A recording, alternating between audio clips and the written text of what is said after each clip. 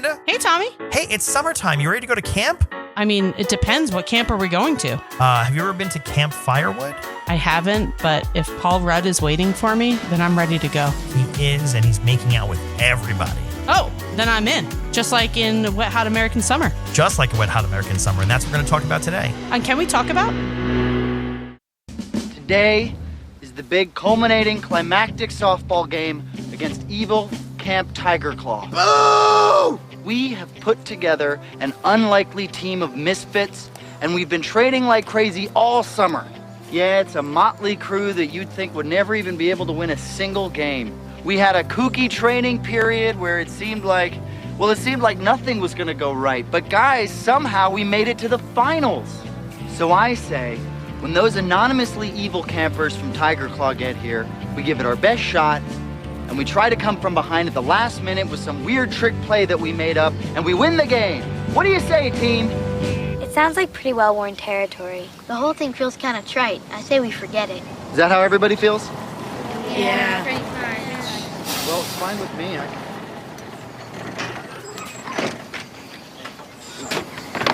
So listen, maybe it's not as good. It's right. Oh, yeah, you're right, yeah. No problem, yeah. It's sort of hacking. Yeah. Okay. Try. Been done. All right, thanks. All right. See you later, man. All right, bye.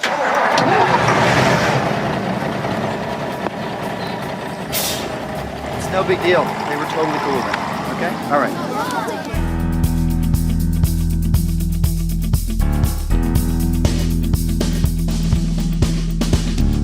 Can we talk about Wet Hot American Summer?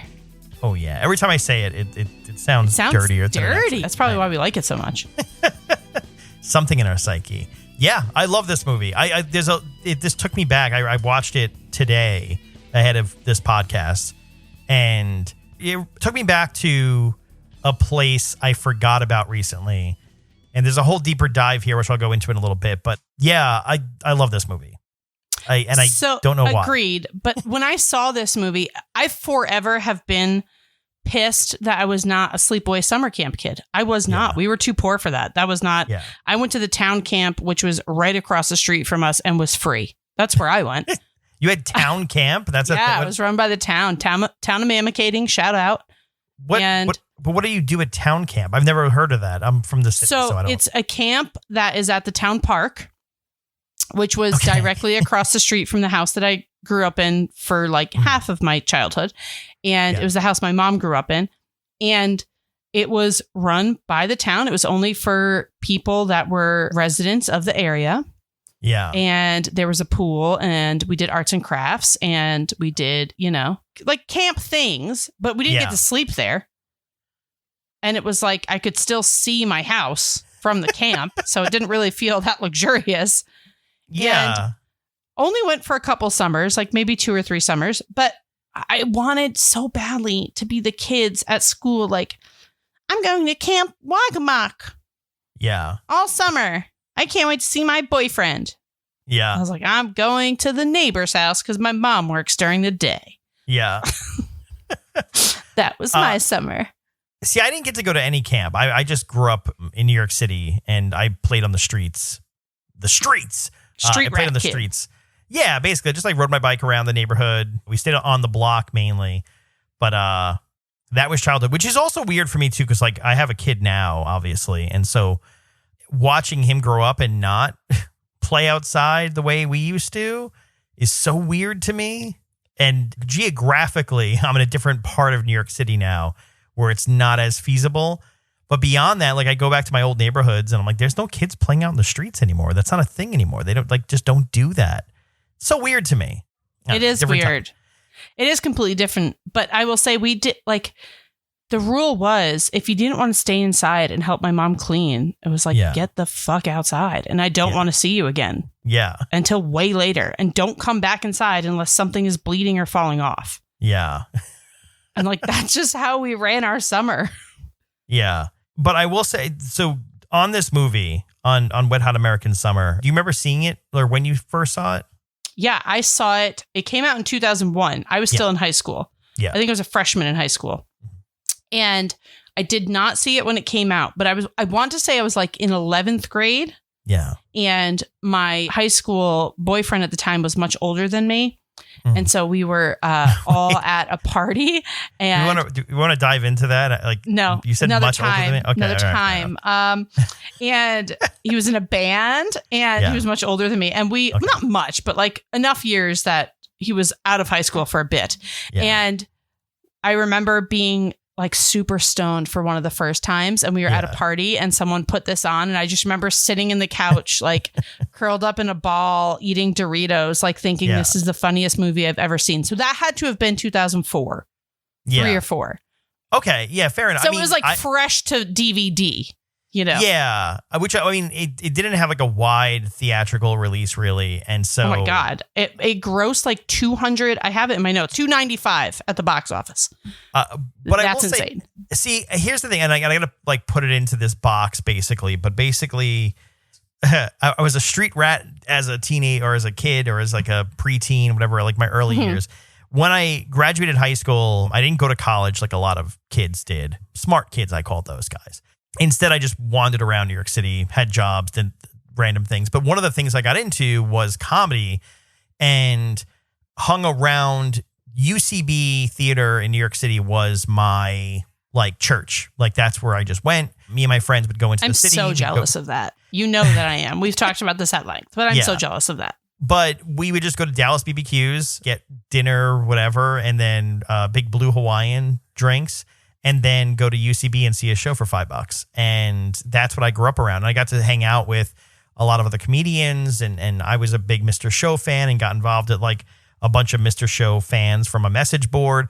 Like it was a thing. But where this all ties back is in the New York comedy scene, like everyone involved in this. And then the 3 main guys behind it, which was like David Wayne, Michael Showalter, and Michael Ian Black. They had their comedy troupe Stella. They were a part of the State back on MTV days in the 90s.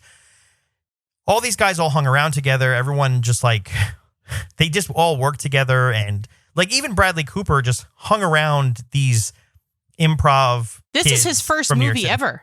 Yeah. Yeah. Absolutely. Which is amazing. Yeah. But it goes to show you that like there's like this universe that existed, and it was specifically in New York City in like the late 90s, early 2000s of these really funny and smart and talented people just hanging out with each other doing these things. Like a lot of people obviously auditioned for roles, but they were known. Like they all knew each other essentially for the most part across the board. So it brings me back to those days. And then this actually led me to showing my son like, and I just looked on YouTube for, had anyone ever filmed anything at UCB, like any of the improv shows and stuff? And there's stuff that exists, and some of the videos are actually pretty good. And my son was hysterical laughing watching. Oh, that makes me so happy. I love that. And it just like, it brought it full circle to me because I was like, yeah, that's, especially in my life and career, I'm just like, there's like a fork in the road. Like I could have done improv classes and dove more into not being such an outsider in the scene. And maybe it would have been a career, but I don't know, everyone has those like little what ifs, but brought me back to all that. But that's where with that, and then there's actually a documentary about the making of the movie, which I don't know if you know about. I don't know if that's one of your fun facts. I watched clips of it before. Okay. Many a time. Yeah. What I was going to mention was the way the movie was made, even going in, as the movie's starting, it starts slow. And as my wife is watching it, she's like, this seems stupid. Because it's played a little straight in the beginning. And then it eventually devolves. Like it's part parody and part all these little things. But for me, I'm hooked, not even so much because I know what to expect, but because I think I just have an appreciation for what they did and what they built. And like the fact these kids essentially like went out to Honesdale, PA and filmed an entire movie about a camp in the 70s and just had fun with it. And so incredible. I don't know if this was in the documentary or just an interview I had watched, but when they had first set out to make the movie, David Wayne said that they didn't have a script. It was just an outline. They wanted the entire movie to be improv. And then as they kind of worked through it, they're like, oh shit, we're like writing a screenplay. Like this is going to be a screenplay. And it took them like 3 years to get the financing for this, right? Yeah. Yeah. I remember, I don't know the exact number. You know this stuff better than I do, but it took a while. And I forget how they even got distribution and money for it. But they lied at festivals. They were like, this is a $5 million movie, even though it was only like $1.8 million was the budget. But they were like, this is a $5 million movie. Like, it's shot with like top of the line. They just like lied off their asses to try and gain like a little bit of interest. I mean, it sucks that it flopped, but we kind of talked about this with our last episode, but this is a cult classic. Like this. Yeah, absolutely. This was adopted very quickly by the, stoner high school, post high school age very quickly. And I mean, it just goes to show we just talked about this. They have the 10-year reunion Netflix show and then the first day at camp Netflix show, which I have not watched that one, but I did watch a couple episodes of the 10-year reunion. Yeah. Well, all right. So to take a step back for 1 second, because I realize we haven't really mentioned this and it is a cult classic. So for those who have not seen it, Wet Hot American. It's not a porn. No. Let's start there. It sounds like a porn, which is incredible. It does. And for what it's worth, like if you've seen movies like Meatballs or Indian Summer, I think those are at least the two that I remember it being sort of like pseudo based on or like about. But it's the last day of summer camp at a camp in Maine. And it's just all the little cheesy stories from, camp. The shy guy who's in love with the girl and the one guy who's trying to, hook up with someone. And it's just all these like little stupid little stories. And it's played predominantly straight. I'm a little all over the place right now, but there's something that stands out to me that like was one of the things I sort of like never really noticed. And I noticed this viewing, and you mentioned that like they wanted to do it mostly improv. And there was one scene I caught where I was like, you can tell it's improv, but it was really funny. And that's where Janeane Garofalo's character, Beth, who's the camp director, comes into the mess hall. And she's like, all right, hey, so today's the last day of camp. This is the last dinner. After this is the talent show. But we have early pickup for a handful of students. She's just saying the names, just making them up. Yeah. And she's just saying, it's as if the script just said, just come up with fake Jewish names. And it's she's just Amanda, like Slivenstein. Yeah, Saul Saltzman. And then you could like she's just looking around and she does it. And I always had a very high appreciation for Janeane Garofalo and her comedy sense. She is extremely talented. I mean, the fact that like she hit SNL, and there's a handful of like people that were on SNL in like the 90s who were only there for like a flash of a second. But we're like, it's like very clearly like they were too talented for SNL, like Sarah Silverman, Janeane Garofalo, Chris Elliott was the other one I was thinking of, Abby Elliott's father, that were just like way underappreciated in like the mid 90s and like where they tried to snap up a few like New York comedians, and Janine's up there. But anyway, that whole thing, her reading off the list of like making up Jewish names as she goes, because she's so not even reading off a list, she's just like looking in the Stein air. To the end of the one, she's like Schluven Stein.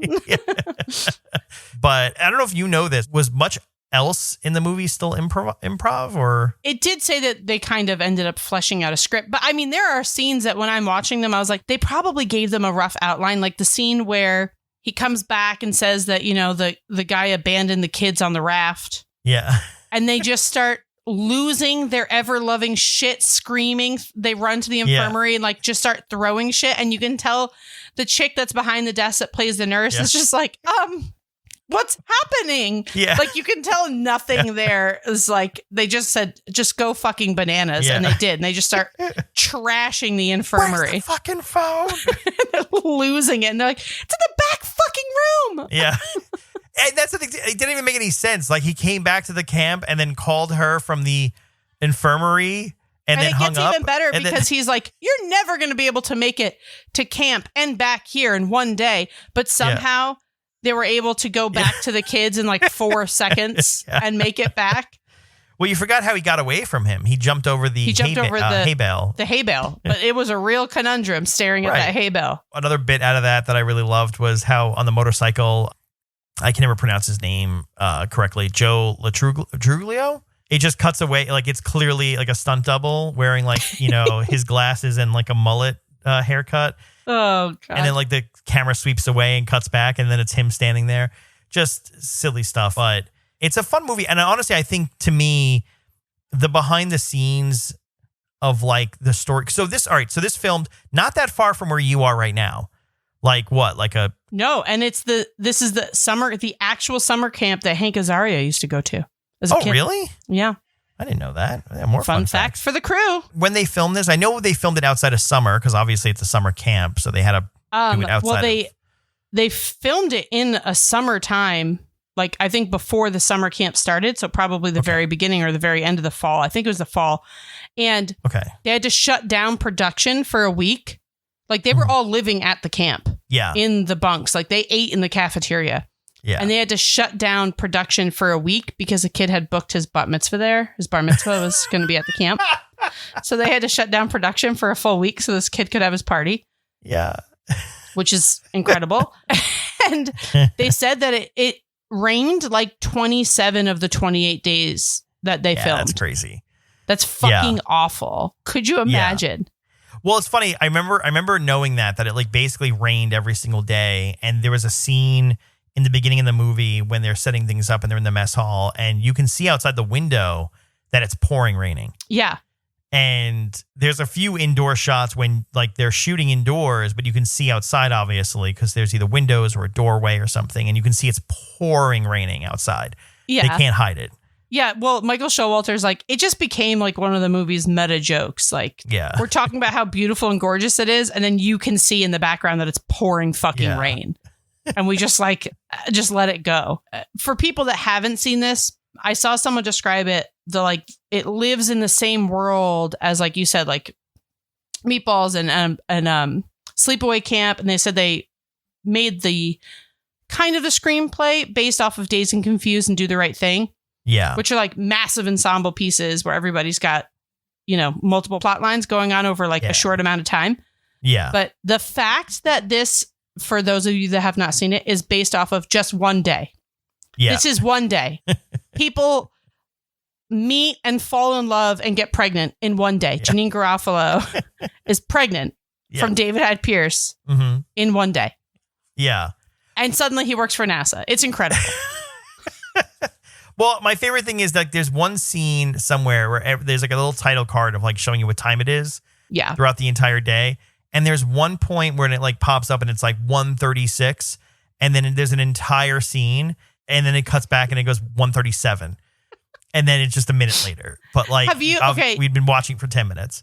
I was just going to say, it's like when you're watching it, it's like, am I in on this joke? Yeah. It's like, are they doing this on purpose? Like, am I getting this?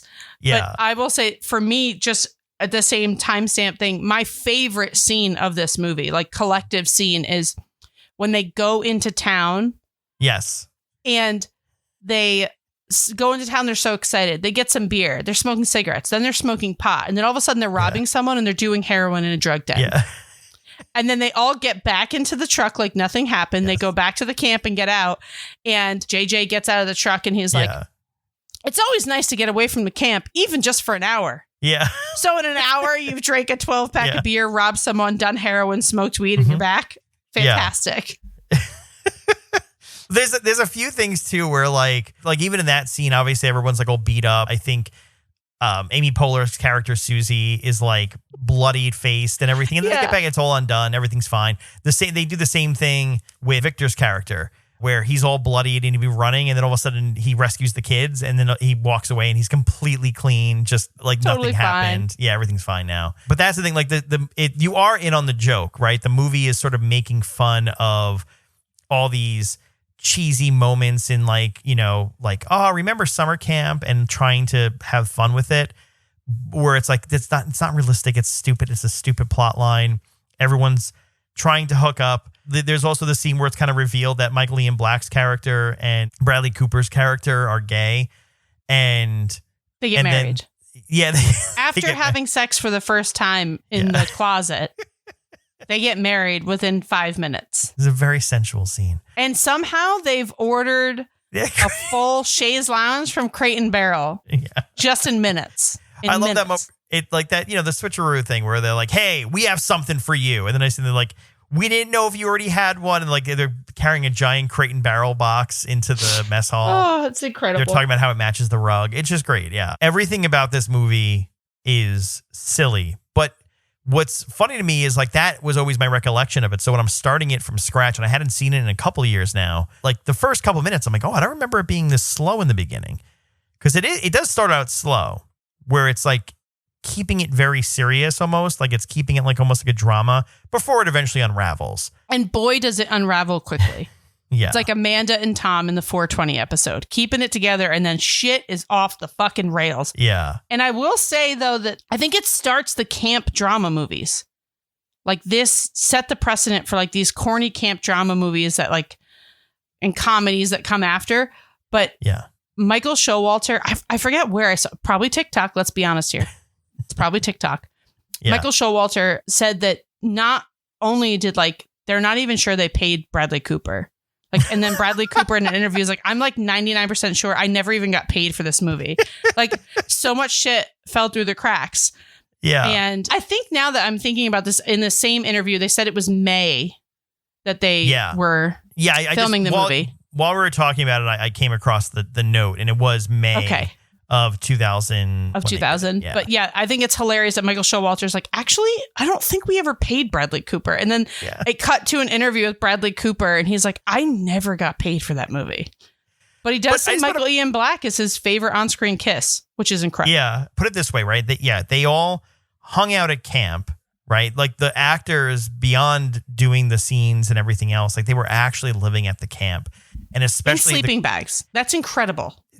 That alone, like you wouldn't have to pay me if I was Bradley Cooper and I get to hang out for a month at a camp with Amy Poehler and Michael Ian Black, comedy legends, like like, absolutely. Paul Rudd, Molly Shannon. We didn't even talk about Molly Shannon. Should we do that? Should we just jump into the cast here, because it's fucking stacked? All right, so Janine Garofalo and David Hyde Pierce, who are falling in love. One of the parts I loved was when she's like, "Hey, he's a astrophysicist." Is that what it is? Yes, he's a professor, associate professor. And she's like, "Where do I find like a book on astrophysics?" And she's like, "The library." And then all of a sudden he runs by. He's like, "Where do I find a book on camp directing?" She's like, "The library." And they go to the library. They both go to the library, and they're on opposite sides of the aisle. They're like, "This aisle is like astrophysics. This is camp directing." There's so many books for camp directing. I never knew that. A whole section. Yeah. And then, of course, it's the 70s. So Skylab is falling from the sky for reasons. And it's gonna fall in the camp. That's the thing, too, is like the silliness of the plots. None of it makes any sense, which is fine. It's ridiculous. And that's the best point. Like, that's it. Skylab's going to fall on top of the building where they're having the talent show. And then Beth goes to stop them. And then the other smart kids figure out that maybe they retraject Skylab falling from the sky to not hit the building. So they stop her from evacuating. Using a Dungeons and Dragons 20-sided dice. 20-sided dice. Die? 20-sided die. 20-sided die. But, and then also the other person who randomly shows up also. All right, so down the cast, you have Janine Garofalo and David Hyde Pierce. Molly Shannon, who falls in love with one of the campers as he helps her get over her divorce from Judah Freelander. Paul Rudd, who just steals the movie in general. And that's the thing, too, is like Paul Rudd is probably one of the only people who wasn't like a improv comedy nerd. Like he was like a straight up just actor. And keep in mind, this is after Clueless, right? Like Paul Rudd is not a brand new actor. And that's what I think, too, is like you look at the rest of his career and like most of it's comedy. He fell into the right crew, basically. Christopher Maloney, who everyone knows from SVU. And that's what I love about this. I love it. Elliot Stabler, baby. Abso-fucking-lutely. He's got his dick cream. Him humping the refrigerator. Slowly as they wheel him back. Like, I just want to show everyone who only knows him from SVU and the Law & Order universe, I just want to like just show them that one clip. Just to like undo their entire concepts of who Stabler is. And by the way, for what it's worth, Christopher Maloney has done a lot of comedy in his career. Oh, he's very funny, yeah. And he's very funny. And he's said on the record somewhere, and I forget where I heard him say it, but that like he does all the drama and crime drama, anything else. Like he did Oz on HBO, like he was in that. Does all those things. But what he really loves doing is the comedy. And so like the fact that all the drama he does sets him up to play in comedies where people don't expect it of him, totally sells it and makes it worth it. So love him for that. Michael Showalter, But he also plays Alan Shemper, the who's from Kutcher's Country Club. Yeah, in the Catskills. In the Catskills, which my fiance used to love playing golf at. Watson crap. Growing up. Okay, wait, that's a real place. You did not know that it's in Monticello? No, I didn't know. It's right outside Monticello. Yeah. If you say that to your wife right now, she'll be like, "Oh yeah, I remember Kutcher's." They had to close. This is so funny. Huh. They were doing like some renovations, and they had a rally to legalize marijuana, and a woman was on the roof hanging a sign and fell through the roof, and they had to permanently close because they were being sued. Like how that's what does them in. Ken Marino. Is he most well known for the Star Show now? Whose name I forget. I don't know why I can't remember the name of the show. Probably. Yeah. You know what show I'm talking about? No. But that's why I'm agreeing with you, because I don't know him from anything else. So I'm going to say yes. Yeah. What the fuck's it called? Party Down. Yeah, no, he's in something else, though. Oh. That I saw. Marry Me? Maybe. Burning Love. Role Models. He's in Role Models. Oh, yeah, okay. Yeah, okay. Okay. That makes sense. And he's in Wanderlust. One of the funniest fucking movies. Both of the movies you just mentioned were directed by David Wayne. Look at that. See, I don't he's in We Are the Millers, too. He's in We Are the Millers. Okay. But yes, no, I was thinking of Role Models. Okay. Continue. Okay. Continue on our journey. For what it's worth, and if you don't follow him on Instagram or TikTok or all the socials, David Wayne is a great follow for a number of reasons. One, he gives so much insight into like some of the backstories or like things about how they film certain scenes and things in movies.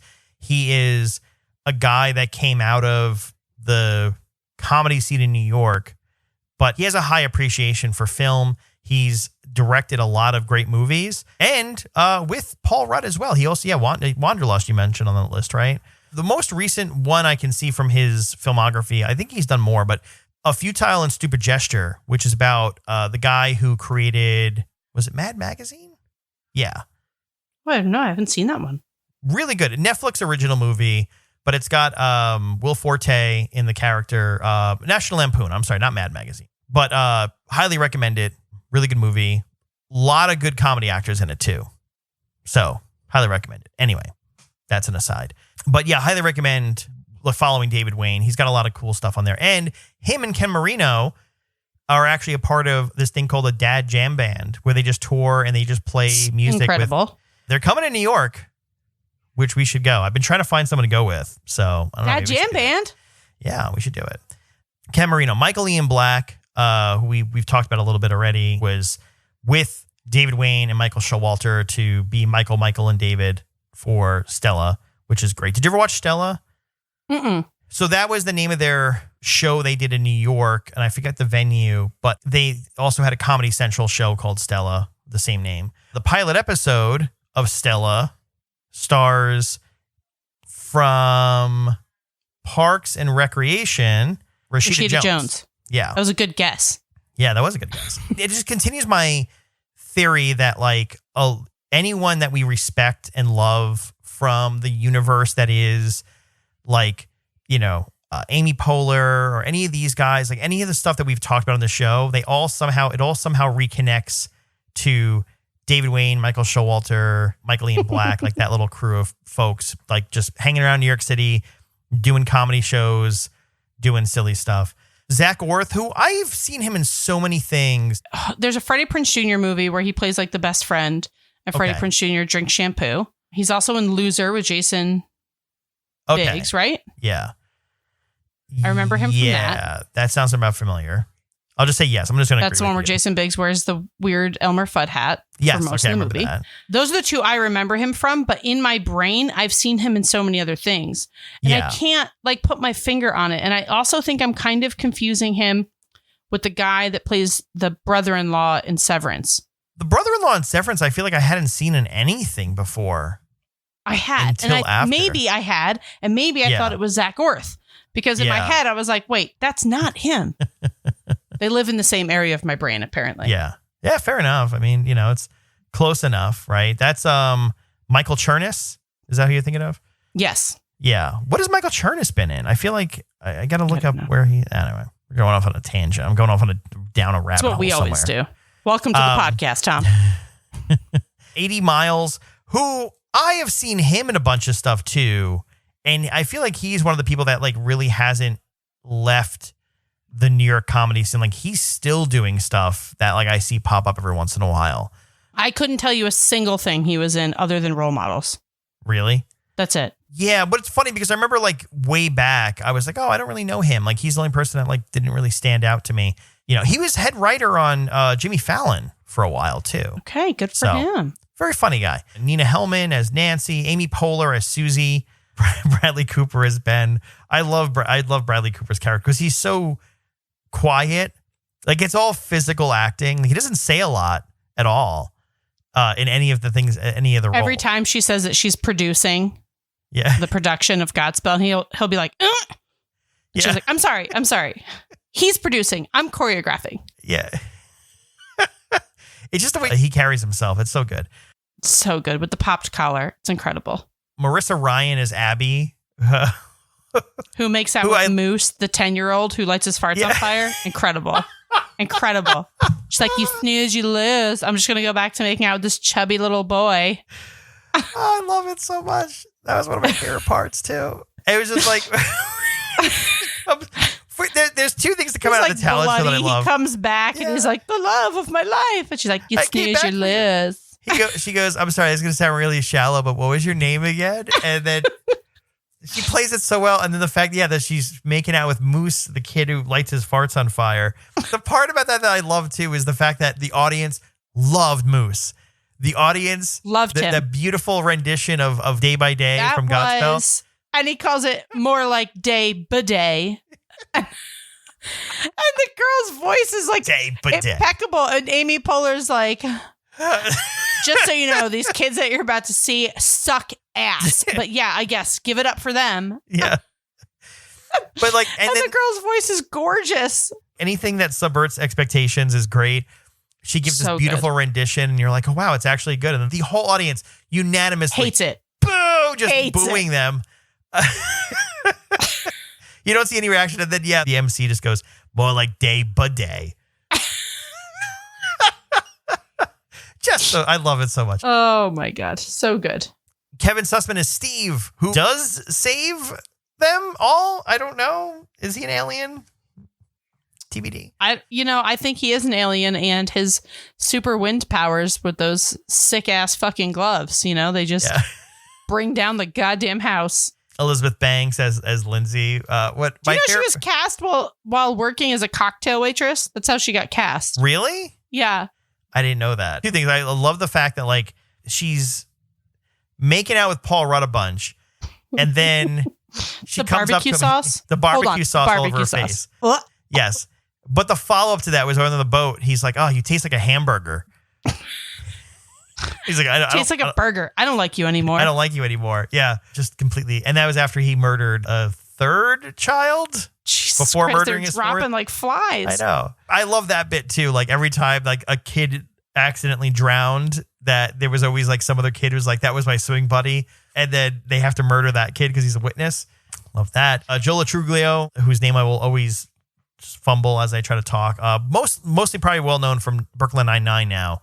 But he had so many different character roles. He was in Superbad. He was everywhere, but great in this. And his stunt double looked exactly like him, just with a bigger mullet. Love that. I love that too much. And H. John Benjamin as the can of mixed vegetables. Don't forget him. In the reunion show, yeah, Janine Garofalo calls him Mitch. His name's Mitch. Oh, he has a name. Yeah. I didn't know I'm pretty sure it's Mitch. Okay. That wasn't 10 years later. That was first day of camp, right? No, it's 10 years later. Oh, that was 10 years later. Yeah. Because there's two. After she gets the offer from President Reagan for $10 million to buy the camp, she talks to the can and says something to Mitch. Oh, in first day of camp, which is one of the sequels, you meet H. John Benjamin before he becomes a can of mixed vegetables.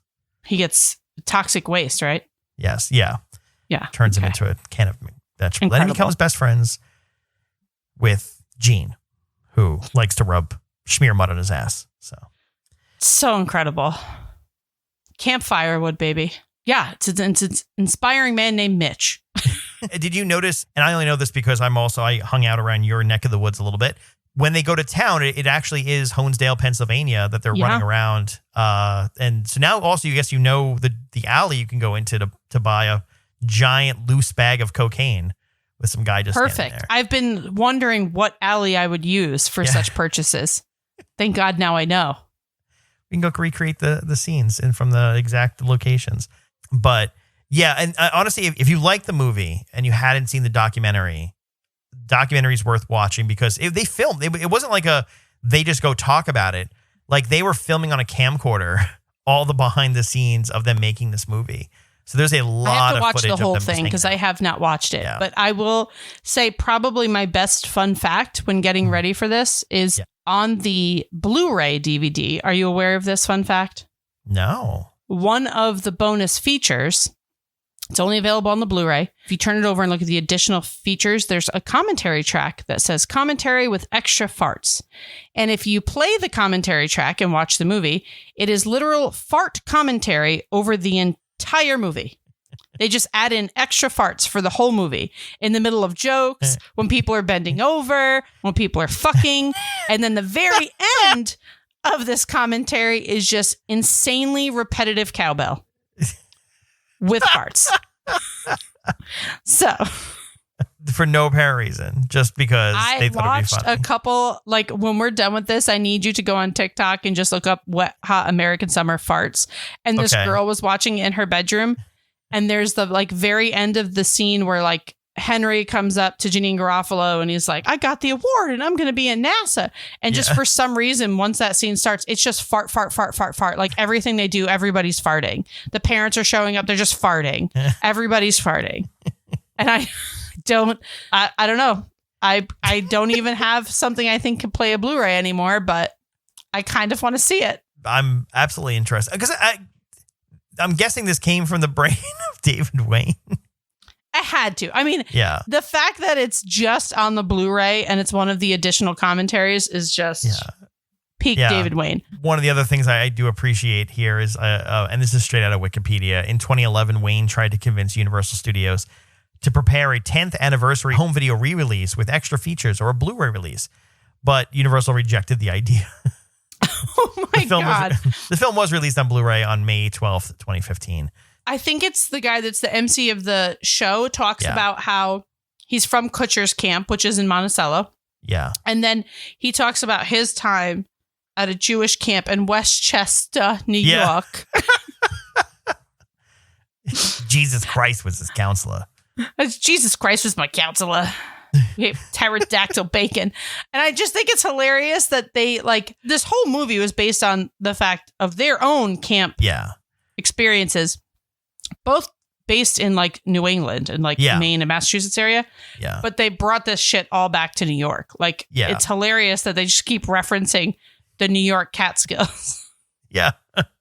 Well, I mean, this is supposed to be the 70s, right?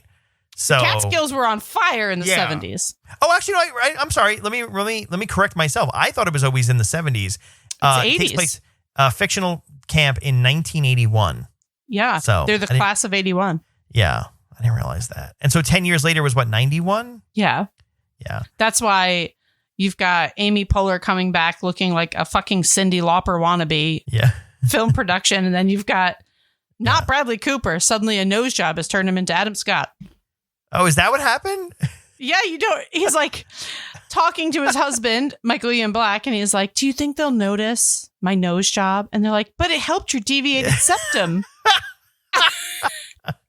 And he comes back and he walks up to Amy Poehler and he's like, did you notice? She's like, I did, but did it help your deviated septum? Oh, yeah, okay. Wait, here's the line. Bradley Cooper was unavailable to reprise his role as he was directing and starring in A Star Is Born, but he appears in still images and his character is played by Adam Scott. I love that. Oh, fucking hilarious. And I did see an interview with Christopher Maloney, and he said that when they asked him how he wanted to play the character, he said he wanted to do it as a cracked out Rambo who was cuddly. Christopher Maloney can be in anything. I love any. He's fucking funny. It's what I used to really appreciate. And again, talking about like the New York comedy scene back in the early 2000s was when Conan was in New York.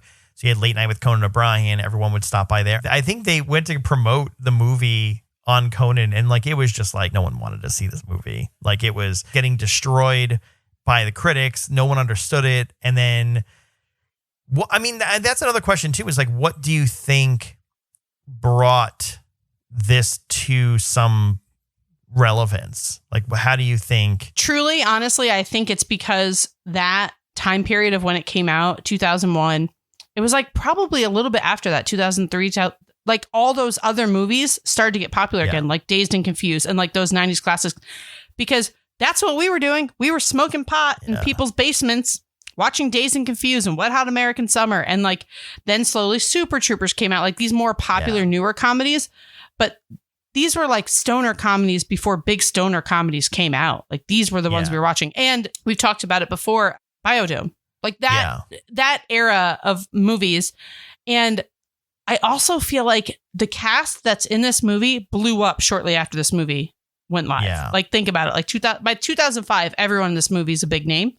Yeah. So maybe it kind of gave it like, oh, I want to watch the early works of Amy Poehler and Bradley Cooper and Paul Rudd. You know, maybe that's why, because they all fucking blew up. Yeah. I mean, I don't know, to be honest. Like I can't put my finger on what got it to blow up, but I feel like you're right.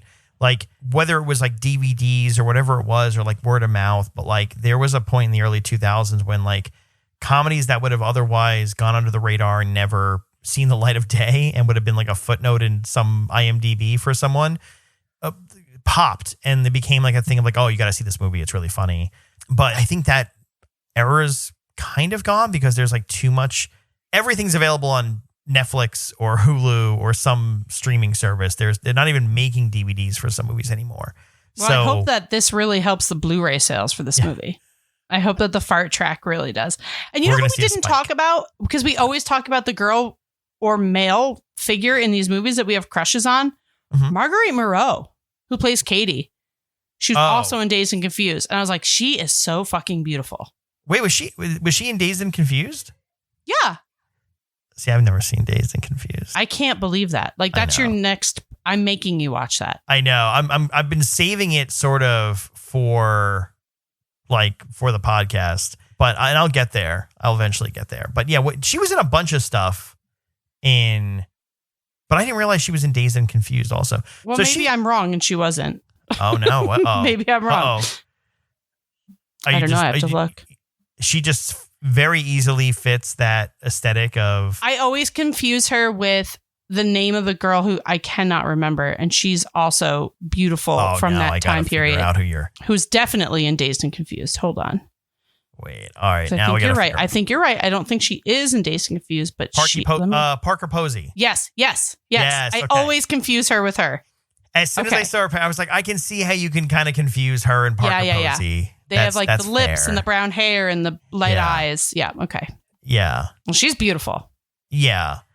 Going back to younger me, especially like watching this.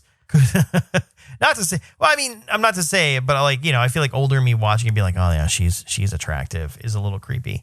No, I was going to say even back then, I think I was more into Abby. Well, I think anyone with a pulse in their penis was into Abby because she was the one you had a chance with. As long as you had Moose could get it, you were good. You were good. I identify with Moose. That was what it was. And, how are you feeling today? I feel like Moose.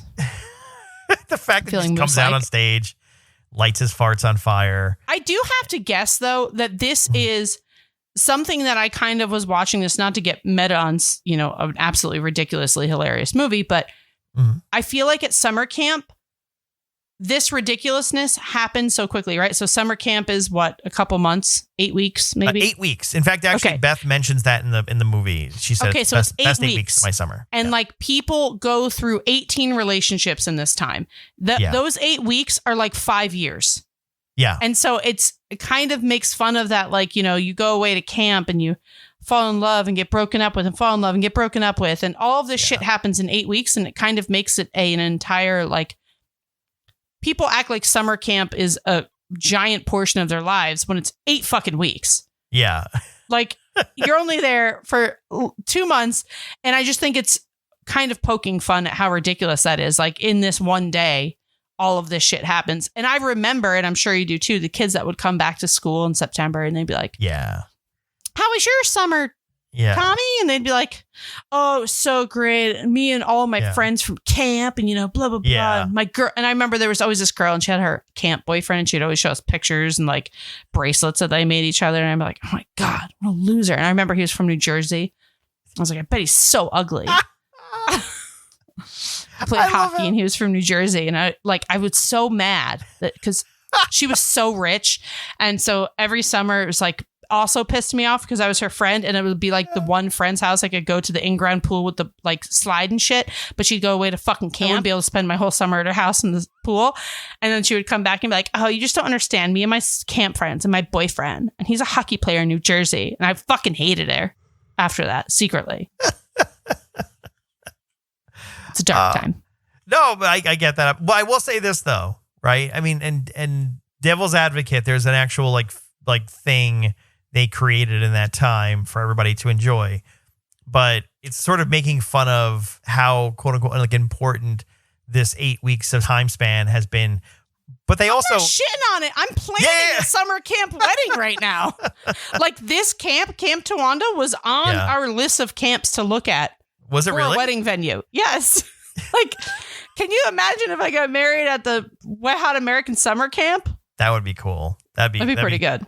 We'd have to start sending invitations. I'm looking at the list of everyone who's been in any of the universe, Wet Hot universe of things. Because this is an extended universe, and I think we're going to have to do another episode on the other two, First Day of Camp and 10 years later. Yeah, but I'm looking at the list, and I'm like, I feel like you could send out some invitations. Someone would say yes. Some people even already live in the neighborhood, so I think you'd be fine. I wish that, Paul Rudd, I've got a good chance. He lives not too far. Does Amy Poehler, I mean, I always get confused between Brooklyn and up where you live, but Amy Poehler lives around here. I don't know if she has a spot in upstate New York. I don't know. But yeah, you can, there's been a few people. I'm sure people would show up just to be like, oh man, remember Camp Towanda? But that's my point is like, they spent 28 days making this movie, about a month making this movie, and they formed relationships that lasted years and came back. It made me so jealous. I fucking hated it.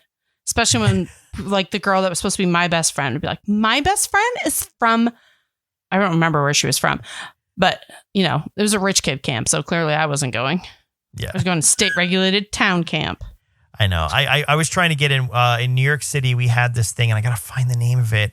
It was like this little yellow smiley face. And it was like a bus that would take you to like Six Flags and oh my God, that's so fun. Dorney Park. And it would take they would just take you to theme parks and the beach and everything. That was the day camp. Oh man. It was like smiley face day camp in New York City. I gotta find the name of it. But there were these commercials. Oh, Young People's Day Camp, was that it? Yes, Young People's Day Camp. Sounds like a cult. It probably was. But they were, they served a bunch of areas in New York City and they're day camps. And so that's like actually they very take cute. Yeah, but they had these commercials back in like the 90s and 80s and 90s where it'd be like, it was like this little smiling balloon, yellow balloon that would be like, hey, it's, Young People's Day Camp. And then they take you to it sounds like cool when you get there, they want to talk to you about their Lord and Savior, Jesus Christ. That sounds like the whole bus ride would be that. Hey, it's going to take us about an hour and a half to get to Six Flags Great Adventure. Let me tell you about another friend I have. Are you here with a friend? Let me tell you about another friend I have.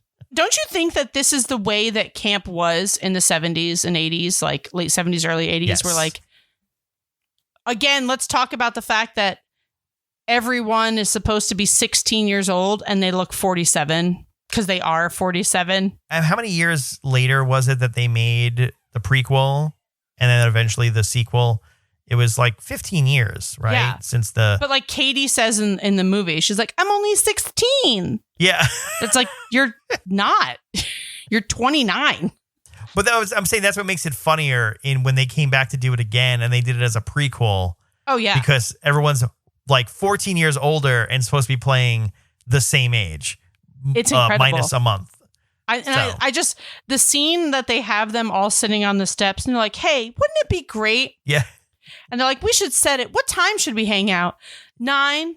Let's say 9 so that we'll all be here by 9:30. And Michael Ian Black's like, no, we'll be in our late 20s. We should all be able to get here on time. Yeah. And then he's like, but we're going to have to be done by 11. I've got something at 11. And they're like, you've just got a trapper keeper full of appointments. And he goes, I've moved it twice. I can't move it again. Yeah. In 10 years. It's at 11. That felt improv in the best way. Did they keep that for the reunion for the 10 years later? They like went back in time and showed that scene. Okay. Yeah. But did he have to leave at 11 for No, another? I guess not, because he's too busy with his baby. Yeah. Maybe that's what his and the maybe that's what his murder appointment nanny was with. Yeah. Yeah. So, but anyway, if you haven't seen it, it's a great movie. You should watch it. Especially just to turn your brain off. It's one of those comedies that you can kind of just turn your brain off and duck back in here and there, and you're going to laugh. Yeah. What's funny too is like, again, since you and I had both seen it before, if you had to introduce it to someone now, you have any tips for? Because again, I felt bad. Like my wife tried watching it, like she fell asleep watching it, but rightfully so for her, because I was like, yeah, this doesn't seem like anything to her. But me, at least I know what's coming, kind of. So if I were to tell somebody to watch it, I would say throw any expectation you have of these critically acclaimed actors in this fucking cast out the window and just treat this as like their audition for everything else they do in life and just watch it till the end because it's hilarious. Yeah. And because I've seen it quite a few times. Yeah. Like I know the ridiculousness is coming. I know that I'm going to laugh, but I'm also laughing at the anticipation of the ridiculousness that is coming because I've already seen it. Yeah. And if you hadn't seen it, I would say just like laugh at the stupid shit. If you were to treat it like a sketch show where like every scene is just another ridiculous sketch, maybe it's a little bit more digestible. Yeah. But like as a movie, there's no plot. And the plot that does exist, it's so fucking insane. It's like, it's absolutely insane. Probably why I love it. Well, I was going to say too, I mean, I think for me, there was something that you read out there about like how it was sort of like meant to be this sort of like ensemble of like different stories and stuff. And even as I was watching, it was like, I'm trying to think of this as like a parody of those kind of movies and then like that sits a little bit better. And then eventually, like once it's done with that, it's like, all right, well, screw that. We're going to go full throttle now. And then it just gets ridiculous and stupid. And again, I think we've talked about how much I love absurdist humor. So it devolves into absurdity when it's sort of done playing nice with just making fun of these like Indian summer and like those kind of movies where it's like, oh, a summer camp in the 70s and like all these like silly stories. Like it's done playing nice and it's just like now Skylab is going to fall and hit the camp if we don't, roll a dice randomly. Just stupid plot and it becomes silly. So stupid. But I love that about it. The silliness makes it. Yeah, the silliness makes it. And I love that 2 weeks in a row we've done movies that Roger Ebert hated fiercely. I love that.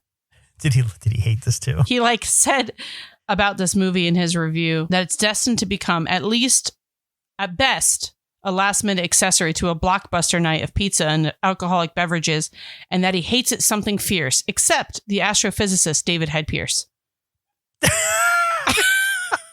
So he really liked David Hyde Pierce. Everything else, trash. I did notice, by the way, with David Hyde Pierce's, and it was like there was the scene like when Beth meets him, and then she throws the tool or like grabs the tool, and then like it throws, and you hear like a clay pot smash. Yeah, and they use that same sound effect 5 more times in the course of like 90 seconds. Even in other scenes, like someone's in the mess hall and something falls, and it's a clay pot break sound effect, like for no apparent reason.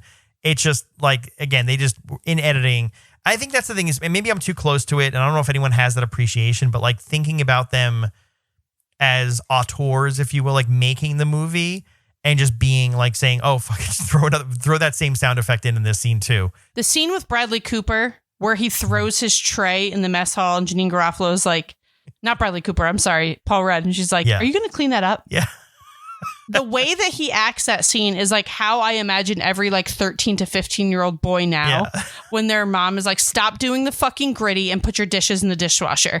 And he's just like, oh, Everything is so over exaggerated. And I just, same way watching that today, I was like, I can see them all behind the camera fucking losing it. Like just absolutely losing it. Because the way that he's acting that is so over the top and insane. And Janine Garofalo, if you watch her face, she is trying so hard to keep it together. Because he keeps just like picks up the fork and it drops. Like he doesn't mean to drop. He drops it, but he like perfectly acts it and just like smacks the floor. And it's just like, this is so fucking stupid. It's going on way too long. Yeah. Like this should have been over in 5 seconds, but it doesn't stop. And same thing when I just rewatched it today, I was like crying, laughing, thinking about them making that scene. Like how hilarious that must have been. Yeah. That's what you're in for, people. Also, and I feel like this connects to you because I know like she's, I don't know, your spiritual animal. Kristen Bell. Just love her. In an interview in 2012 had said that this was her favorite movie. Like as if she couldn't get any cooler. I could Yeah. see Kristen Bell and or Dax Shepard in one of these like prequel things. Dax Shepard plays a scumbag well. Actually, and it's really funny, and I got to stop doing this. I have to stop. Are we recasting something else again, Tom? No, you know what it is? Every time there's 2 different actresses, or I guess 3 total, with the last name Bell, and I think they're all related, and none of them are related. Lake Bell, Kristen Bell. And the other one. Oh, who's the other one? I don't know. Oh, man. It's a good trivia question. Yeah, it's going to bug me. But the thing is, like, she's also sort of involved with some of these same folks. So that's why I'm getting confused. I'll remember it. If you give me a minute, I'll find it eventually. Lake Bell is in the remake, the 10-year reunion one, right? Yes, she is. Yeah.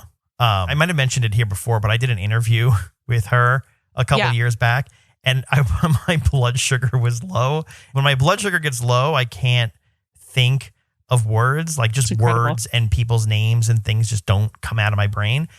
And I kept saying the word, and this interview is on the internet somewhere, and I can't listen to it. It's way too cringe, but you sent it to me. I listened to it. Okay. I just kept saying comedy scene all over again, or comedy world, or there's something I kept saying over and over again. And I was like, you ever like talk to someone and in real time you can see from their facial expressions that you're losing them? Like they don't like they're all like, the fucking time. I'm in sales, Tom. That's like my everyday. So anyway, I that was like one of the low points of my Catherine Bell. Catherine, is that the other actress? Catherine Bell. Kristen Bell, Lake Bell, Catherine Bell.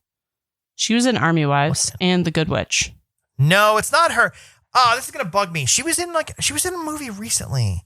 I looked it up and it came up in order of most famous people. This is hilarious. Kristen Bell, Andrew Graham Bell. In order. Kristen Bell's more famous than Andrew Graham Bell. Because who needs phones? Am I right? Why can't I remember her name? Oh, this is going to bug the hell out of me. Because I just remember I thought she was related Ashley to Bell? Kristen. Camilla Bell? No. I'm literally All right, she's got blonde hair.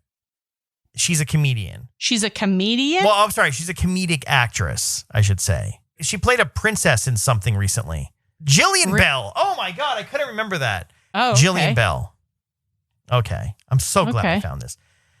But just look at Jillian Bell's headshot and tell me that she doesn't. You're just all like, oh, okay, I can see how she'd be related to Kristen Bell. Is she in Brittany Runs a Marathon? Is that her? Yeah. That chick, right? Yes, it is. I liked that movie. I've had a heart for Jillian Bell for years. But anyway, long story short, it was like way too late that I found out that she wasn't related to Kristen Bell. Anyway, that's a random fun fact. Apparently, she was also in my abysmally rated Fool's Paradise movie that I watched recently. She's not Kate Beckinsale. She's in there somewhere else, though. The Kiss of Death to all movies. Kate Beckinsale. Kate Beckinsale. Well, when Henry and I first started dating, my fiance and I first started dating many 13, 14 years ago, we joked and I said that my, like you say, who's your hall pass? And his was Kate Beckinsale. And at the time mine was Derek Jeter. Man. And then he was like, actually mine might be Derek Jeter too. And I was like, oh, I'm in love with this man. Sold. Sold. Kate, I gotta be honest. I mean, aside from her being... She's fucking weird now. Like, I'm sorry. Is she? Yeah, she's strange. I never saw She wasn't your jam. Okay. Yeah, not my... Yeah. To be as respectful as possible, not my jam. Yeah, not your jam. That's fine. You know what's funny? There's a few actresses where that's come up with where I'm just like, yeah, I don't see the allure. And it's my personal taste. I'll yeah, but acknowledge I've that. noticed with you, they have to be a little bit funny. They have to, they have to make you laugh somewhere. She's not doing that. Well, I was going to say the other famous one for me is from Friends. Jennifer Aniston. She's very funny. She's still real hot at 50, 60, whatever the hell she is. She's like a vampire, I think. Respect that. Yeah, absolutely.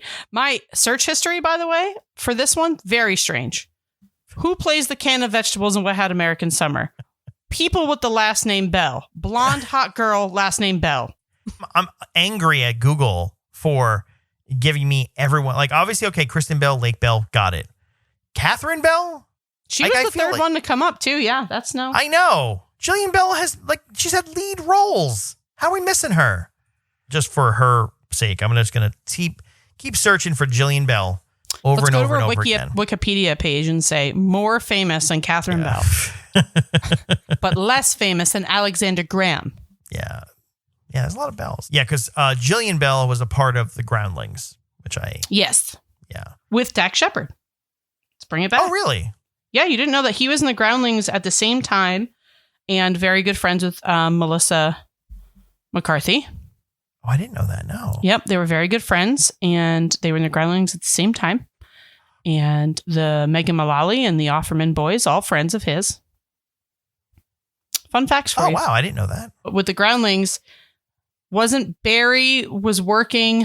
What's his name? That was Bill Hader. Bill Hader, yeah.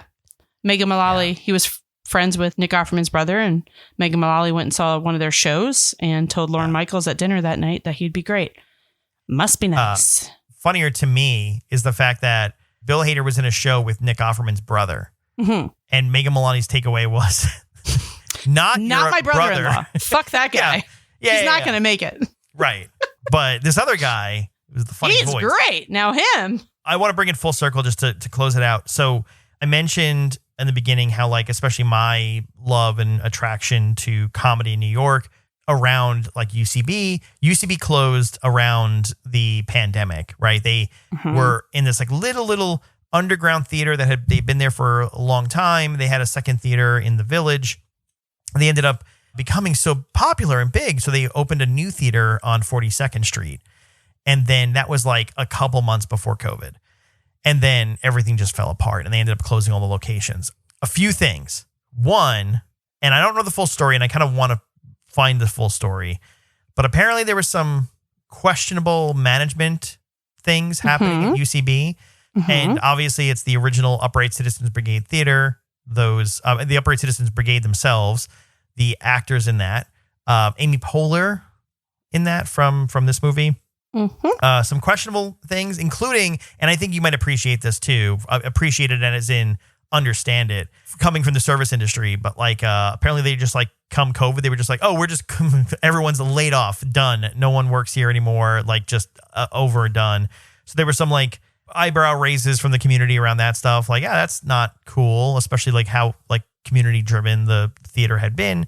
And then they officially just closed all of New York. And a couple months ago, I think I told you Second City was looking at coming to New York, which I think they still are. But UCB is back in New York. They have a theater and they're opening in the fall. And their like classes are going and everything. And it's under completely new management. So the original Upright Citizens Brigade themselves, Matt Walsh, Amy Poehler, the rest of them, no longer involved with the actual theater. So they are no longer in that business anymore. And apparently was bought, apparently run by the guy who was the original editor-in-chief of The Onion, is now behind all of that. So at least someone still from that New York comedy scene. So I have an appreciation for that. We'll see how it goes. So anyway, so I feel like now I'm like I have like an itch of like, maybe it's not too late. Maybe go back, do some improv classes. So, I mean, I think I'm pretty good now, but you know. I mean, honestly. Yeah. Why don't we go offer to teach, Tom? I mean, please. Please. So, anyway. So, there's that. There's that. Camp Firewood, baby. Camp Firewood. Yeah, I forgot that's the name of it. Incredible. Anyway, go watch it if you haven't. And if you and there's haven't, the whole, yes. Yeah. Good summer movie. Yeah, and if you like it enough, or you're just curious enough, the series that follows has a bunch of other actors in it that you know. Newer. Can confirm it's funny as shit. Yeah, because I watched a few episodes before we started recording. So yeah, it's fun. You said you watched a few episodes. Funnier than the movie itself? No, along the same lines. Here's the thing: they're not starting slow. They start right away with the jokes and the absurdity and all that kind of stuff. There's no slow start. So yeah, fair enough. Yes, I don't know. Yeah. Go the watch comedy it. happens faster. That's what I'll say. Yeah. Cool. All right. All right. Good time. Bye. It's the summer. Bye.